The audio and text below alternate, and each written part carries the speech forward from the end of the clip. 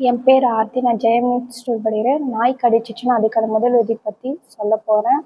இப்போலாம் அதிகமாக எங்கே பார்த்தாலும் நாய் தொல்லை தான் இருக்குது. சப்போஸ் நம்மளுக்கே கூட இல்லை வீட்டில் இருக்கிறவங்களுக்கு இல்லை நம்ம கூட இருக்கிறவங்களுக்கு யாருக்காச்சும் நாய் கடிச்சிச்சுன்னா அதுக்கான முதல் உதவி பார்க்கலாம். நாய் கடிச்ச இடத்துல 15லேருந்து 20 நிமிஷம் சோப்பு போட்டு ரன்னிங் வாட்டரில் வாஷ் பண்ணணும். இப்படி வாஷ் பண்ணுறதுனால வைரஸ் வந்து உடலிலிருந்து வெளியேற வாய்ப்பு உள்ளது.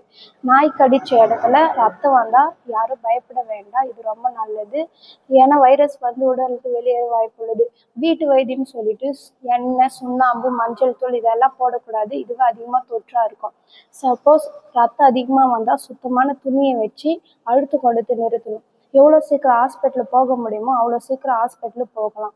ஹாஸ்பிட்டல் ரொம்ப தூரம் இருந்தால் 24 ஹவர்ஸ்க்குள்ளே கண்டிப்பாக வேக்சின் போட்டே ஆகணும். கடித்த நாயை வந்து அடிக்கவோ கொல்லவோ கூடாது. முடிஞ்ச நாயை 10 நாளைக்கு கவனிக்கணும். நாய்க்கு எதனா வைரஸ் டிசீஸ் இருக்கான்னு பார்க்கணும். நெக்ஸ்ட் ரேபிஸ்னால் ஒரு வைரஸ் தொற்று. இது எப்படி ப்ரிவென்ட் பண்ணலாம், ட்ரீட்மெண்ட் பண்ணலாம் அடுத்த வீடியோவில் சொல்கிறேன். தேங்க்யூ.